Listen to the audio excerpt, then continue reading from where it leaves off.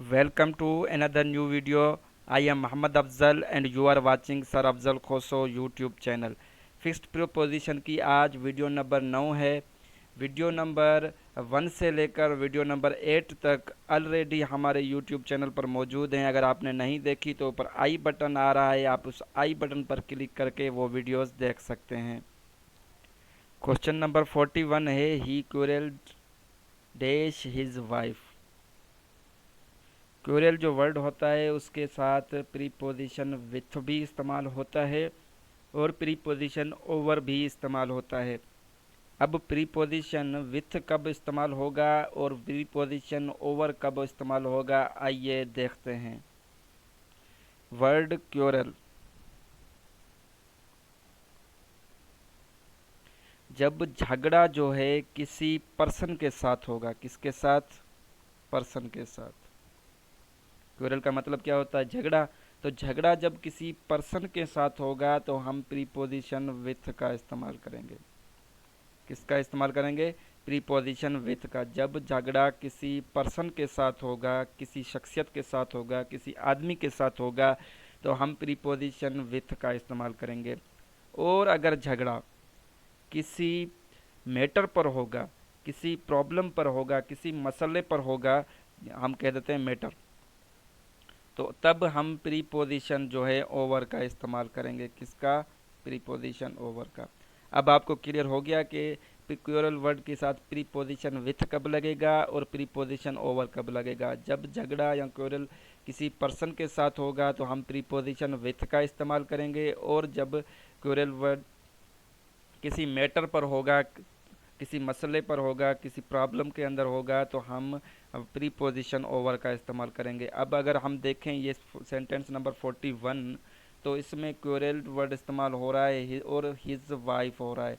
तो इसका मतलब ये है कि झगड़ा किसी पर्सन के साथ हो रहा है। ये क्यूरल किसी, ये हिज वाइफ तो ये उसकी जो बीवी होगी वो कोई पर्सन होगी, तो हम इस कंडीशन में प्रीपोजिशन विथ का इस्तेमाल करेंगे, जो कि ऑप्शन नंबर ए में मौजूद है। हम कहेंगे ही क्यूरेल्ड विथ हिज वाइफ। अब हम ओवर का भी एग्जाम्पल देख लेते हैं। ये जो एग्जाम्पल है, both India and Pakistan crucial dash the matter of Kashmir. तो अब देखो यहाँ पर इनका झगड़ा किसी मैटर पर है, किसी बात पर है। बात कौन सी है? कश्मीर वाली। तो ये क्या है? कोई पर्सन नहीं है, क्या है? कोई मैटर है, कोई मसला है। तो अब हम इस कंडीशन में हमें प्रीपोजिशन ओवर का इस्तेमाल करना पड़ेगा। ठीक है, तो अब हम क्या कहेंगे? Both India and Pakistan crucial. अब यहाँ पर प्रीपोजिशन अगर हमने विथ लगा दिया तो हमारा क्वेश्चन गलत हो जाएगा। हमें प्रीपोजिशन कौन सा लगाना है? हमें लगाना है ओवर। तो हम कहेंगे crucial over the matter of Kashmir. अब हमारा सेंटेंस बिल्कुल करेक्ट हो जाएगा। क्वेश्चन नंबर 42 है, ही क्यूरल्ड डैश बेड फूड। अब देखो पिछले वाला कॉन्सेप्ट ही हमारा सेम आ गया। अब क्यूरल्ड वर्ड हो गया इस्तेमाल, और ये क्यूरल्ड किसी की बात पर हो रहा है, बेड फूड पर हो रहा है, किसके पेट खाने पर उनका झगड़ा हो रहा है। तो ये एक मैटर हो गया। क्या हो गया? मैटर। तो हमें पता है कि हम मैटर के साथ जो प्रीपोजिशन इस्तेमाल करते हैं वो होता है ओवर।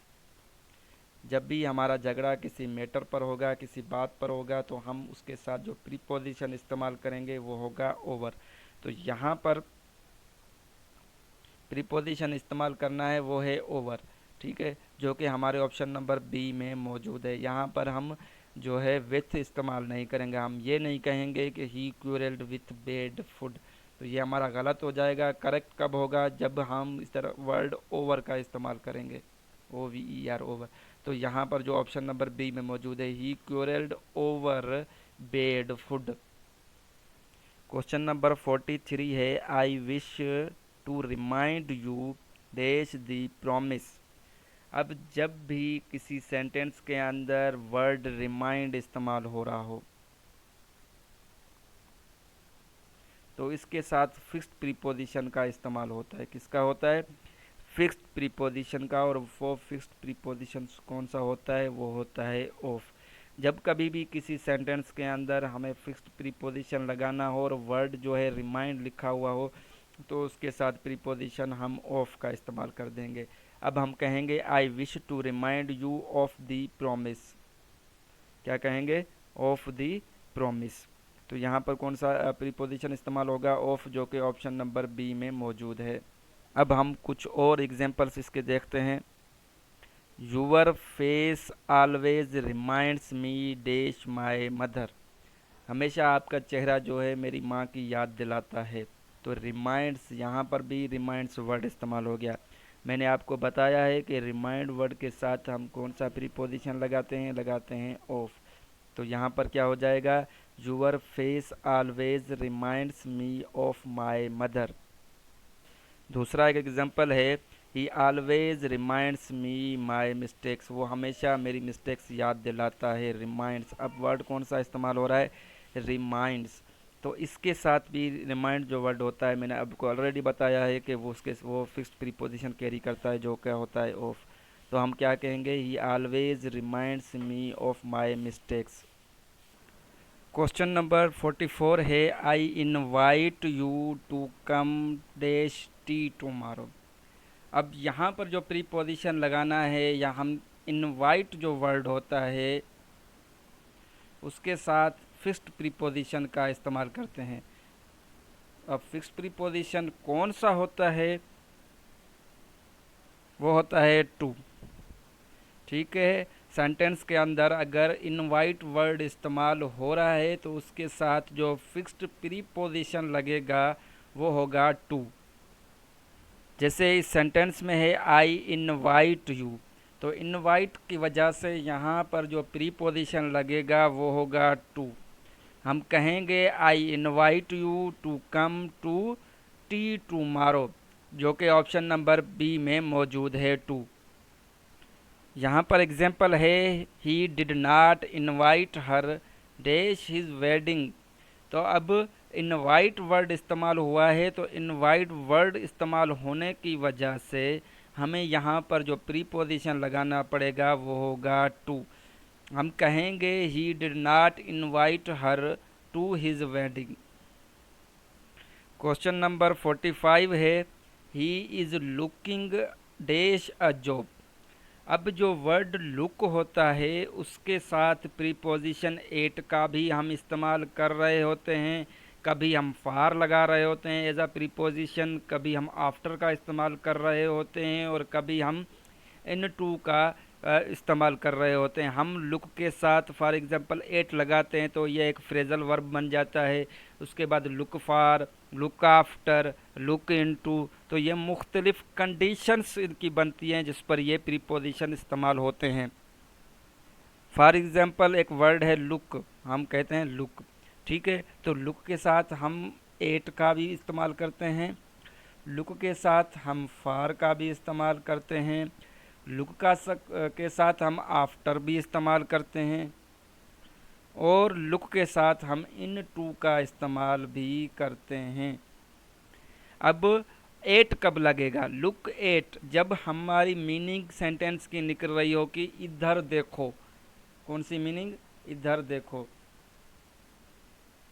तब हम जो इस्तेमाल करेंगे प्रीपोजिशन, तब हम कौन सा करेंगे, एट। उसके बाद अगर लुक हम को इस्तेमाल कर रहे हैं तलाश करना वाली मीनिंग में, कौन सी मीनिंग में, तलाश करना वाली मीनिंग में इस्तेमाल कर रहे होंगे तो हम प्रीपोजिशन फार लगाएंगे। उसके बाद अगर लुक को हम देखभाल करने वाली या पालना पोसना वाली मीनिंग जब देख रहे होंगे, मीनिंग दे रहा होगा, तब हम प्रीपोजिशन आफ्टर का इस्तेमाल करेंगे। और अगर किसी मसले को देखने की बात की जा रही होगी, किसी मसले को, किसी प्रॉब्लम को देखने की बात की जा रही होगी, तो हम प्रीपोजिशन इन टू का इस्तेमाल करेंगे। मैं उम्मीद करता हूं कि अब आपको समझ आ गया होगा कि लुक एट कब लगेगा, लुक आफ्टर कब लगेगा, लुक फार कब लगेगा, और लुक इन टू कब लगेगा। ऊपर जो सेंटेंस है, he is looking dash a job, a job की बात हो रही है, तो इससे जाहिर हो रहा है कि यहाँ पर तलाश करना वाली मीनिंग आ रही है। वो जॉब को तलाश कर रहा है, जॉब की सर्च कर रहा है, तो यहाँ पर हमें प्रीपोजिशन किसका इस्तेमाल करना पड़ेगा, फार का। हम कहेंगे, ही is looking for a job, जो कि हमारे ऑप्शन नंबर सी में मौजूद है। अब अगर आपको नहीं पता कि फ्रेज़ और क्लास क्या होता है, सेंटेंस के अंदर फ्रेज़ कौन सा होता है और क्लास कौन सा होता है, तो आप राइट वाली वीडियो पर क्लिक करें। और अगर आप सब्जेक्ट और प्रेडिकेट की वीडियोस देखना चाहते हैं तो आप लेफ़्ट वाली वीडियो पर क्लिक करें। Thank you. अल्लाह हाफिज़।